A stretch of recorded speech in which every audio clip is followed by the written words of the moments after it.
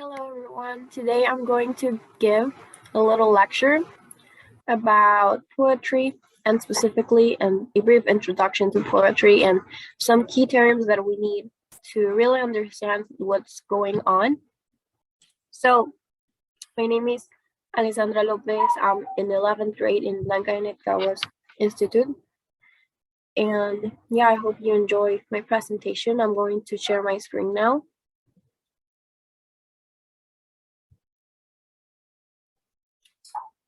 Okay, so without further ado, let's get started. So as I said, this will be an introduction to poetry. So I will start with a little phrase by Marianne Moore, and it reads, "In a poem, the words should be as pleasing to the ear as the meaning is to the mind." So I think that this is a great phrase because, well, it's true. Like in a poem, if you realize there are phrases or the author is expressing thoughts, but in a more artistic or stylistic way than what we would communicate in our daily lives. Let me move something real quick. Okay, so I will start talking about the human brain and how it works to comprehend poetry to the fullest.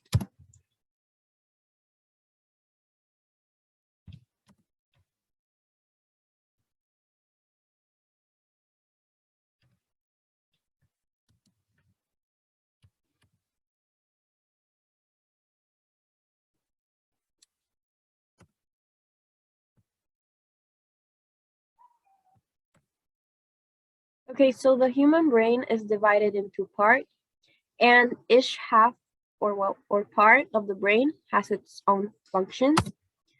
The first part that we will talk about is the left part of the brain, which will helps you with logic, reality, mathematics, those kinds of things in which you have to think critically or strategically. And after the left part, we have the right part, in which we have our creativity, our emotions. You can feel pain, anxiety, those kinds of things. So the left brain is more logic and the right part of the brain is more emotional.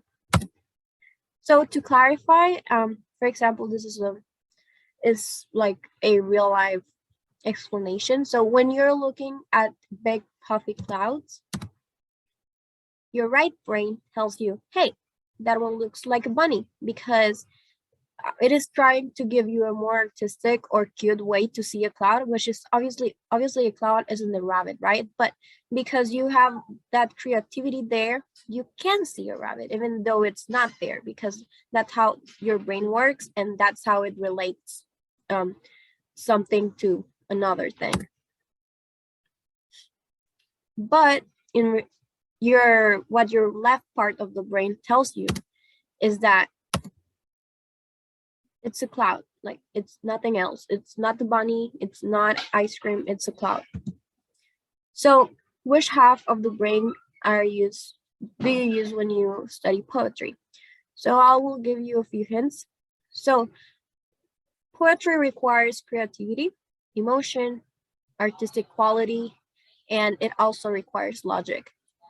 I think this is pretty straightforward because you need creativity, emotion, and artistic quality to produce the poem.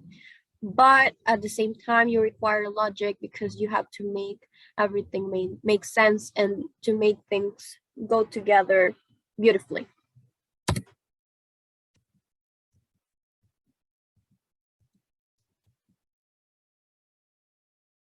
So some surveys says that you use actually both parts of the brain, the left and the right part of your brain, when we are looking at poetry or when we are creating poetry.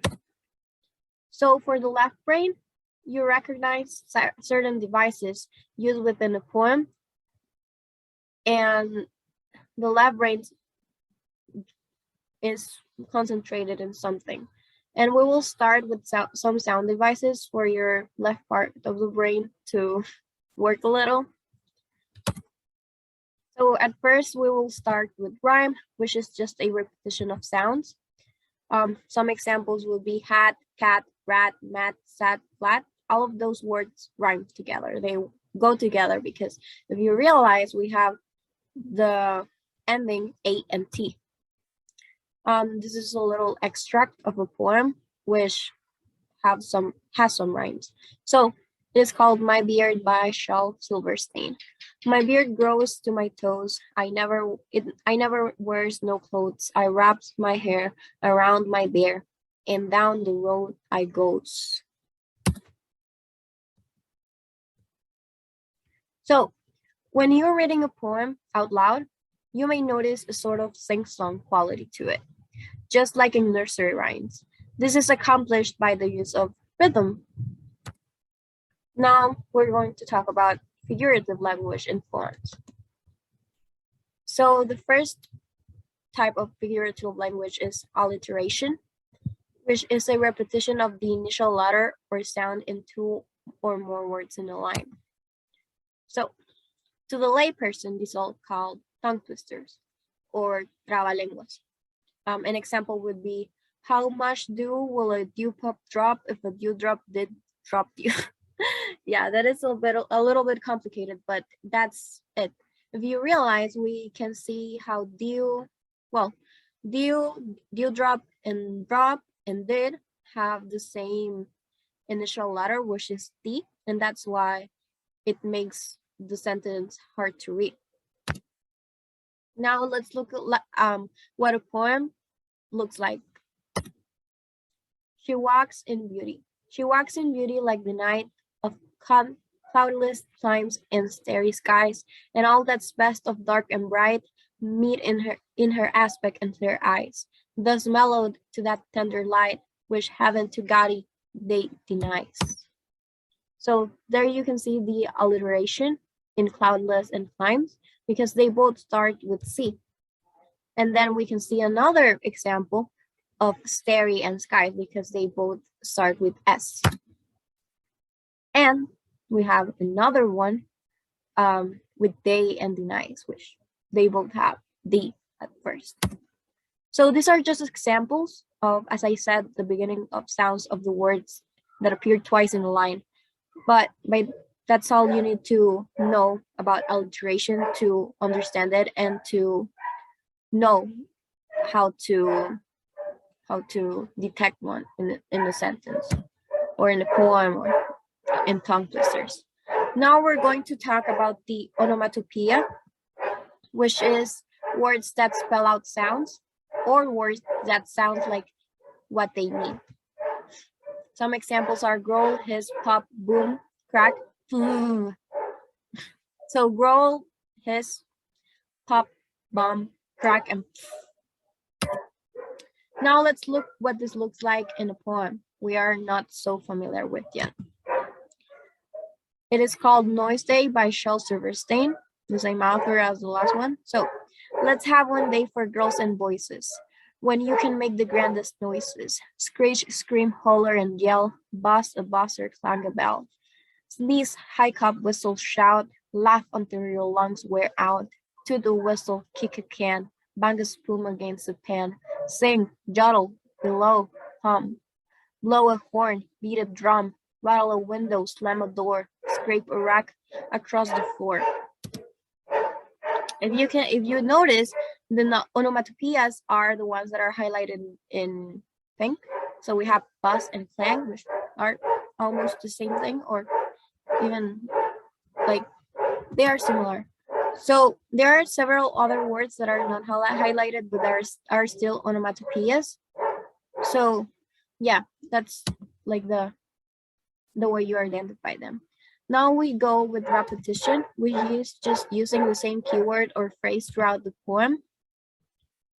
And this should be fairly self-explanatory, but at risk of sounding like a broken record, because you can sound like a broken record because you're just repeating the same phrase throughout the poem. And sometimes it's nice and sometimes it's just confusing or it doesn't sound like everything is going okay. So I'm going to read you like this little poem to give you like an example of what this means. So it's called Value Treasure by Chris R. Carey. So time to spend, time to mend, time to hate, time to wait. Time is to essence. Time is the key. Time will tell us what will be. Time is the enemy. Time is the proof. Time will eventually show us the truth. Time is a mystery. Time is a measure. Time for us is valued treasure. Time to spend. Time to mend. Time to cry. Time to die. As you can see, this poem repeats time a lot of like times. So it can be sometimes a little confusing, but I think that in this case it sounds very good actually, and it makes the poem interesting and easier to understand if you think about it. Now we're going with simile, which is a comparison between two usually unrelated things using the word like or as. Some examples are Joe is as hungry as a bear, yeah. In the morning, Ra is looking like an angry lion. Of course, that's not the case, but you can compare them just to like exaggerate the things, and it makes it sound better and even more interesting to the reader. So let's see what this looked like in a poem. Ars Poetica by Archibald MacLeish. A poem should be palpable and mute as gloved fruit, silent as the sleep-worn stone of casement ledges where the moss has grown. A poem should be wordless as the flight of birds. So if you notice, there's the simile, there's another one, and there's another one. Now we're going to talk about metaphors. So a metaphor is an implied comparison between two usually unrelated things. Example is Lainey is a snake, Jeannie is a mouse when it comes to standing up for herself. That's obviously not the case, but yeah, it just makes the thing sound more interesting, just as the simile did. So the difference between the simile and a metaphor is that a simile requires either like or as to be included in the comparison, and a metaphor requires that neither are used. So if you notice, there is no like or as in these sentences. There's just an is. And you're still comparing two things. So when it comes to using a metaphor device in poetry, a poet can either make the entire poem a metaphor for something or put little metaphors throughout the poem. So now we're going with hyperbola, which is just an exaggeration for the sake of doing it, emphasis, and for the sake of just doing the whatever the other ones. So some examples will be I may sweat to death, and the blood banks meets a river of blood, which is something very exaggerated. And I can say things like I have a pile of things to do, which is obviously not the case. Well, maybe it is, but still is an exaggeration of something, and that's why it's a hyperbola. Now we're going with personification, which is giving human characteristics to inanimate objects, ideas, or animals. An example would be the sun stretch its lazy fingers over the valley. Symbol, a word or image that signifies something that other than what it is really represented. Examples, dark or black images in poems are often used to symbolize death. Light or white images are often used to symbolize life. Imagery, using words to create a picture in the reader's mind.